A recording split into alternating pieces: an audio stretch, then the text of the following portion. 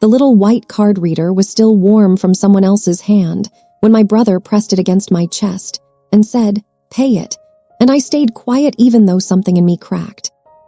Everyone around the kitchen island watched like it was normal, like a daughter paying to exist was just part of the party. My name is Rhiannon. I am 28, and I work in corporate compliance, the kind of job where you learn to read lies in the spaces between words. The airbnb smelled like vanilla candles and expensive cologne, the kind people use when they want you to forget what they are really doing. There were charcuterie boards, a rented ice sculpture, and a balcony view of downtown Seattle that did not belong to anyone in my family. Yet Dawson stood there like a king, laughing too loudly, while his wife Greer floated from guest to guest in a silver dress that caught every light in the room. "Pay it," Dawson repeated, softer this time, like he was doing me a favor. "It is $4,800, Rhiannon. Do not be cheap. You make more than all of us." My parents were right behind him, close enough that I could hear my mother's careful breathing, the way she always got when she wanted something but did not want to look hungry. My father kept his chin lifted, eyes hard, waiting for me to fall in line. I looked down at the card reader. It was one of those tap machines you see at coffee shops. The screen showed a total, big and bright, like a dare. And here was the part that made me feel cold. They did not ask me in private. They asked me in front of everyone.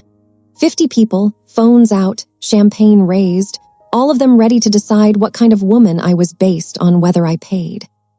So I did what I have trained myself to do in conference rooms full of executives. I made my face blank. "Fine," I said. I took out my card, the one I only use for emergencies, and I tapped it. The machine beeped. Greer's shoulders dropped in relief so fast it almost looked like gratitude. Then she smiled, bright and sharp, and turned to the guests like she had just won something. I did not yell. I did not cry. I did not even argue. I simply asked for the receipt. Greer handed it over without thinking. She did not realize that in my world, paper is power. Signatures are threads. Timestamps are teeth. I laid the receipt on the marble counter, let it sit there in plain view, and walked out with my purse still on my shoulder like nothing had happened. In the elevator, the silence finally hit me. Not sad silence, clean silence. The kind you get when you step out of a loud room and suddenly hear your own thoughts again. I watched the numbers above the door change as the elevator dropped. I felt my heartbeat settle into something steady. 40 floors, and I was already lighter. Outside, the city air smelled like rain and car exhaust. A valet handed me my keys, and I slid into my car without turning on music. I needed to hear the truth. The truth was this. They did not invite me because they missed me. They invited me because they needed me, not my presence, my payment. And that hurt in a very specific way. It was not the kind of pain you can scream out and be done with. It was the kind that grows quiet and organized. I drove without a destination until I ended up at a waterfront pull-off, where the water looked like black glass.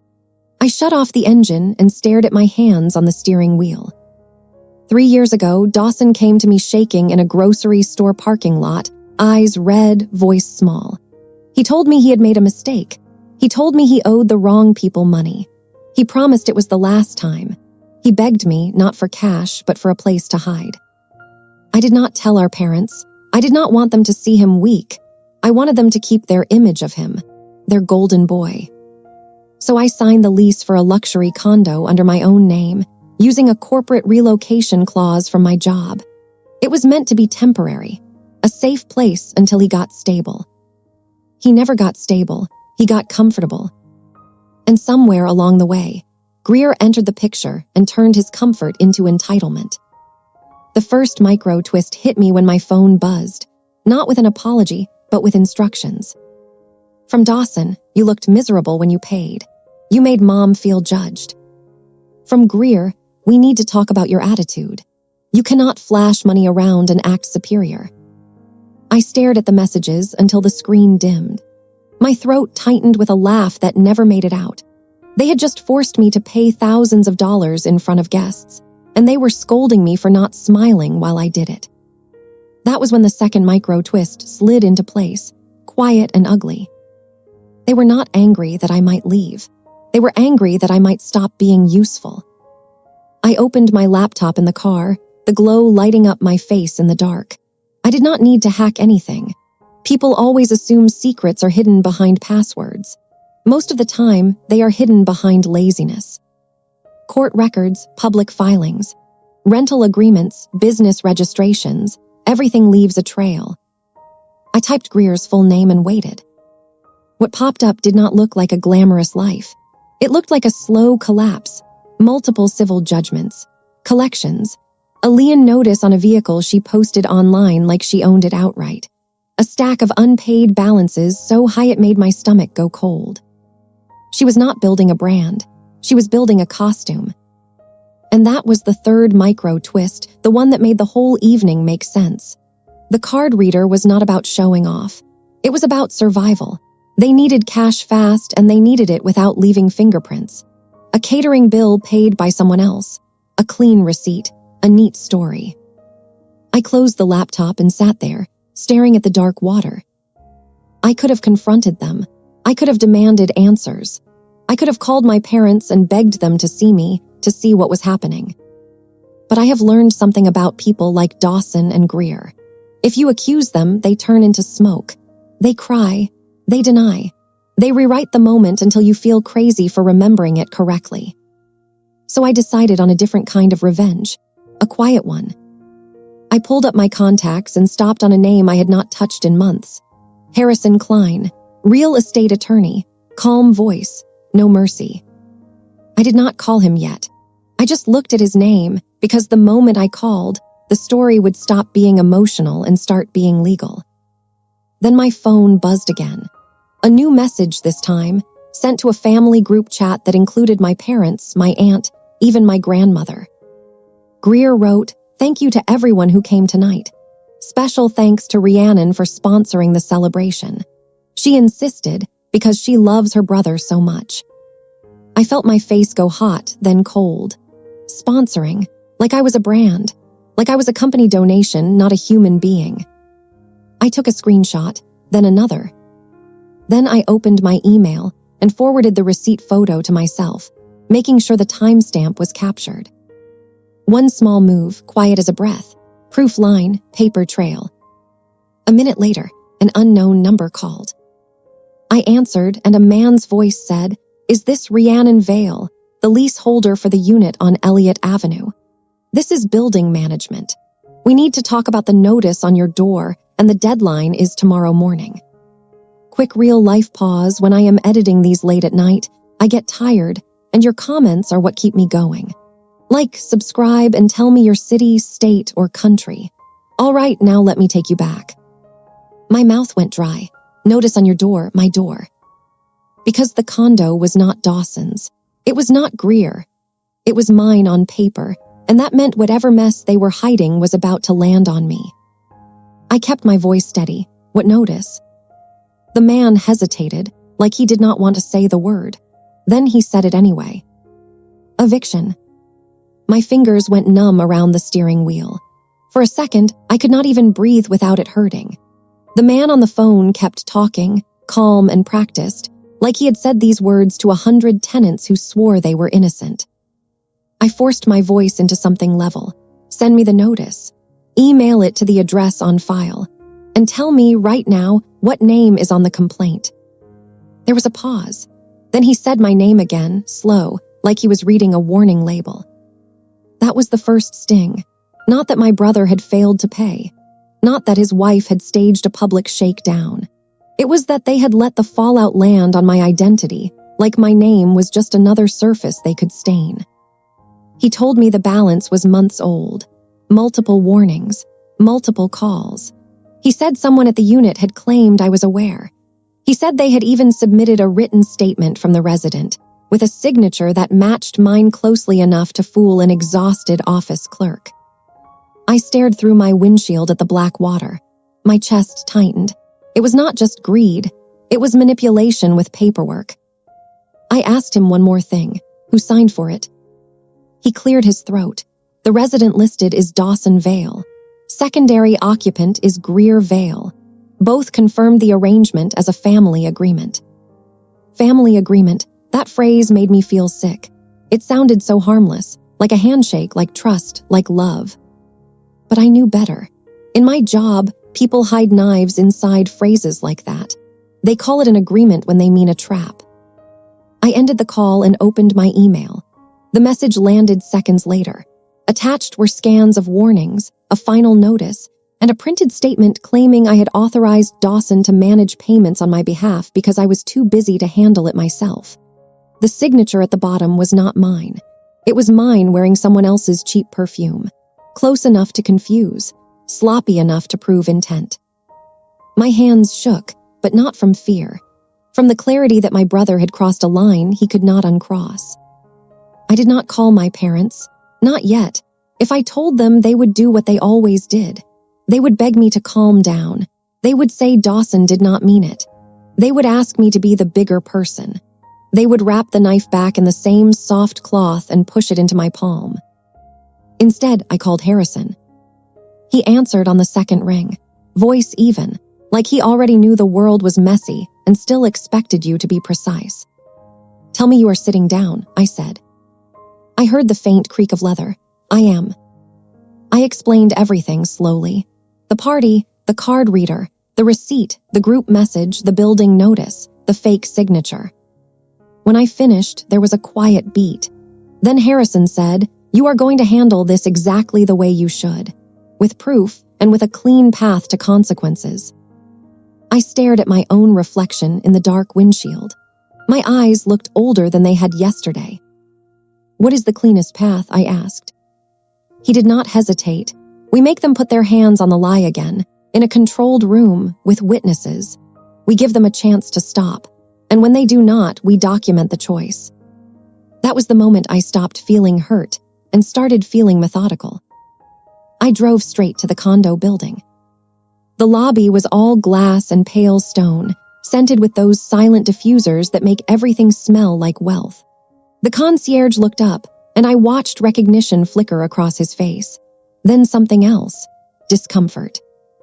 "Ms. Vale," he said carefully, "we were told you might not want to be disturbed." "Told by who?" I asked. His eyes slid away for half a second. "Mrs. Vale. She said you were traveling and that you did not want anyone contacting you directly. She also asked us to deactivate your spare access fob for safety." My mouth went dry. Greer had tried to lock me out of my own lease. I nodded like it did not matter, like my stomach was not twisting, like I was not seeing my brother's life in a new, uglier light. "Could you print me the access log for my unit?" I asked. "I need it for my records." The concierge hesitated, and I leaned in slightly, not threatening, just certain. "I work in compliance," I said. "I know what a proper record request looks like, and I know you have cameras." His shoulders sagged. He printed the log. He printed a list of entries. I scanned it right there, eyes moving fast. My access fob had been used once in weeks. Greer's had been used almost every day. And there were entries that were not theirs at all. Late nights, early mornings, multiple unknown codes, the kind of traffic you get when you owe money to people who do not wait politely. I thanked the concierge and walked to the elevator. When the doors opened on my floor, the hallway was quiet, too quiet, like the building was holding its breath. At my door, a paper notice was taped neatly at eye level. I did not rip it down. I photographed it. Then I unlocked the door with my phone because I had never removed myself from the smart lock app. Some part of me had always suspected I might need that. Inside, the condo looked like a glamorous photo that had been lived in by people who did not respect anything they did not pay for. Empty bottles lined the counter. Designer boxes were stacked like trophies.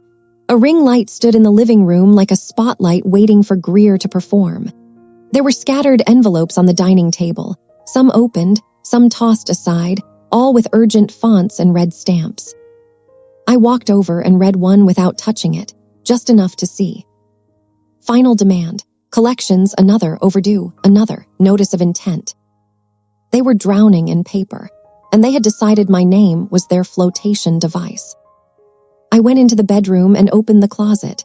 My spare linen set, the one I had stocked years ago, was gone. The safe I had installed for my own documents was scratched, like someone had tried to force it. My pulse thudded hard once, then settled. This was not a family misunderstanding anymore. This was theft dressed up as entitlement. I set my purse down, pulled out a small phone charger block, and plugged it behind the console table near the couch. It looked ordinary. It was not. Harrison had given it to me last year after a hostile termination case, when a fired executive tried to destroy evidence. He had called it an insurance policy. I positioned it so it could see the living room and the dining table. Then I turned it on and watched the tiny indicator light blink once. After that, I did one more thing. I opened the kitchen drawer and found a stack of blank sticky notes. I wrote a single sentence and placed it on the counter where Greer would see it the second she walked in. "Call me. We need to fix the condo situation. I am willing to help." Help, that word was bait. And I knew Greer would swallow it whole, because she could not resist being rescued if she thought it made her look powerful. I left the condo exactly as I found it. No confrontation, no warning, just a quiet exit because quiet makes people careless. In my car, I called Harrison again. "They will call me," I said. And when they do, he replied, "You are going to sound tired. You are going to sound like you want peace. You are going to offer one solution, one meeting, one set of documents, and you will let their arrogance do the rest." I did not have to wait long. Greer called that evening, voice sweet and sharp at the same time. "Rhiannon," she said, like we were close, "we should not have fought. Family is family. We all got emotional." I kept my tone soft. "I am not fighting. I am handling a problem that could damage my credit and my career. I need you and Dawson to come in tomorrow. My attorney will help us restructure the lease situation. If you want to stay there, there are forms. We do it clean, or you move out." There was a small inhale on the line. Hunger. "Forms," she repeated, "like transfer forms." I let a silence hang, just long enough to feel like hesitation. "If you cooperate," I said, "we can make sure you are protected. But my lawyer will need signatures, and a written statement confirming you have been managing the unit and the finances. The building requires it." That was the hook, a written statement, another signature, another chance for them to lie with their own hands. Greer laughed lightly. "Of course, whatever you need. Dawson will come too." When I ended the call, my hands were steady. I was not rescuing them. I was giving them a pen. The next morning, Harrison's office conference room was cold enough to make people sit up straight. I arrived early.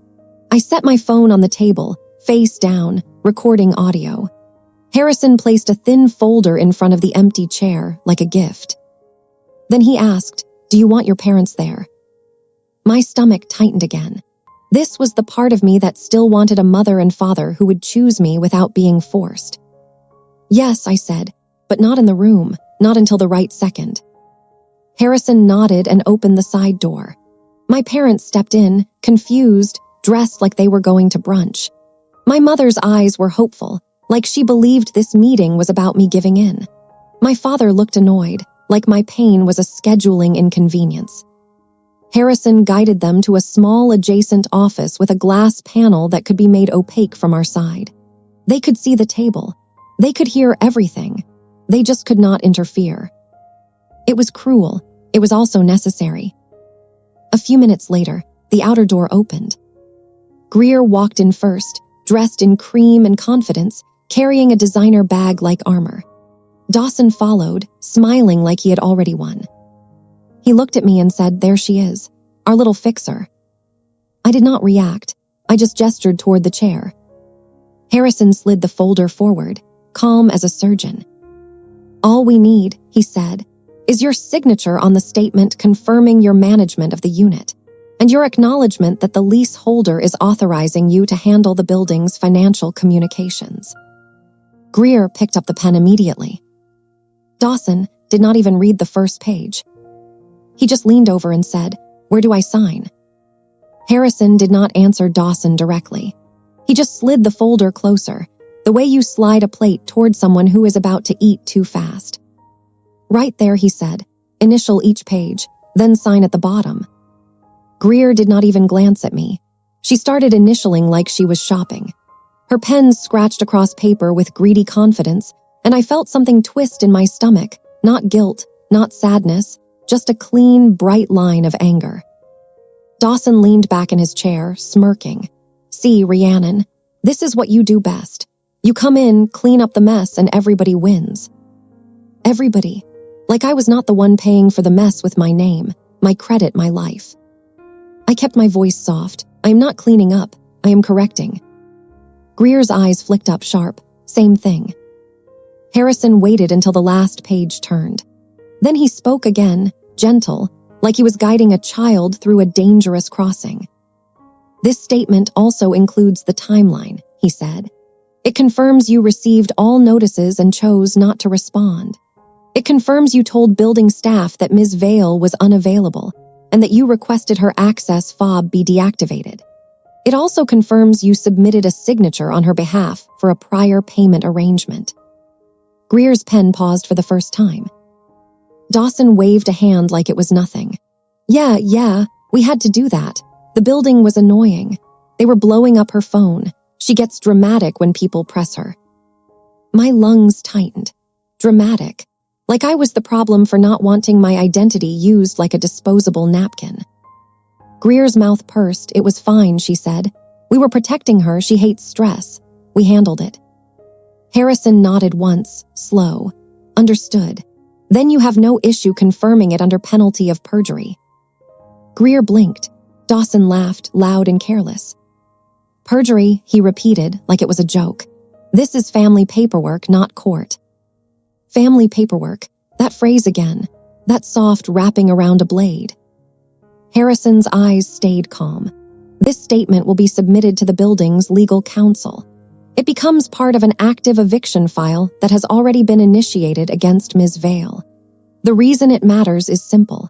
Either you tell the truth now, or you let the system assume you already did. Greer's throat moved as she swallowed.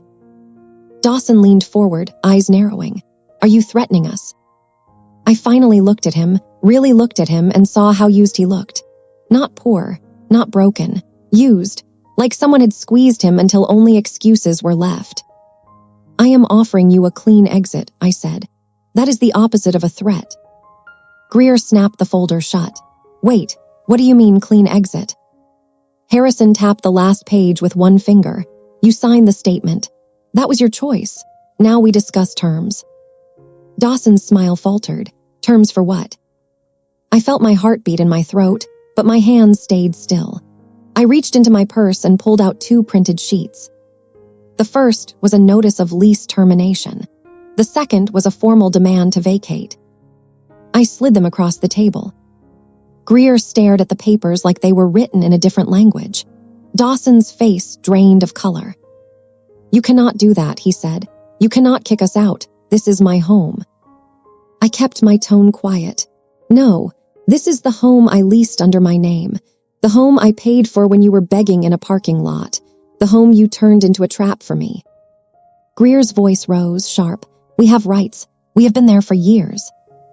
Harrison lifted a hand. You have occupancy, he said. You do not have ownership. And you just signed a statement admitting you intercepted legal notices, requested access restrictions, and submitted a signature on behalf of the leaseholder. That is not a right. That is an offense.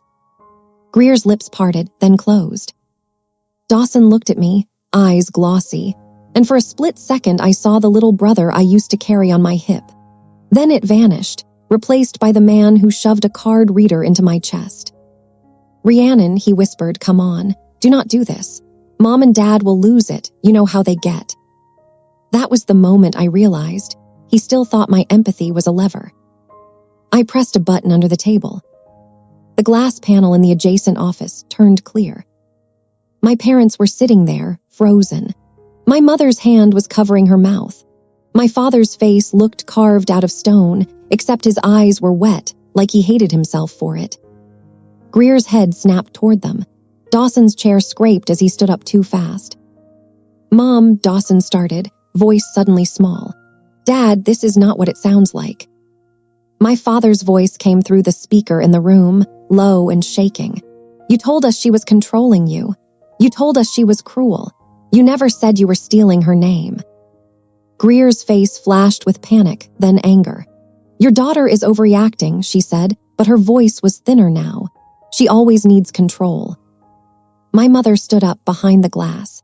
She looked at me like she was finally seeing the bruises she had ignored. "You deactivated her access," my mother said. "You signed her name." Dawson's shoulders hunched. "We were desperate," he muttered. "It was not like that. Greer made it sound simple. We just needed time." Harrison opened the folder again, calm and precise. "Here is what happens now. You vacate the unit today. You sign a mutual release stating you have no claim to the property, no claim to Ms. Vale's finances, and no claim to any assets connected to her name. You also sign an acknowledgement that you will not use her identity again, directly or indirectly." Greer's eyes flashed. "And if we do not?" Harrison's voice stayed gentle. "Then I deliver the signed statement, the building records, the access logs, and the eviction file to the district attorney's office. Ms. Vale also has copies of public posts in which you represented her payment as sponsorship. That supports intent. It will not be a pleasant week for you." Dawson sank back into his chair like his spine gave up. Greer's hands shook as she reached for the pen again. "Wait, Rhiannon, please, we can fix this. We can pay you back. We just need that investment money to come through." I stared at her. Investment money. Greer's eyes widened slightly, like she realized she had said too much. Dawson's head lifted fast. "Greer, stop." But it was already out, and my mind clicked. I had expected debt. I had expected panic. I had not expected a new scheme. I leaned forward, voice still soft. "What investment money?" Greer's mouth tightened, then she tried to smile. "Nothing. It is just there was someone interested in the brand." My father's voice cracked, furious and broken. "You are still lying." Greer finally snapped, her mask slipping. "Fine. Yes, we were about to get funding. $500,000. We just needed paperwork. We needed the property to look clean. We needed your name because your credit is perfect.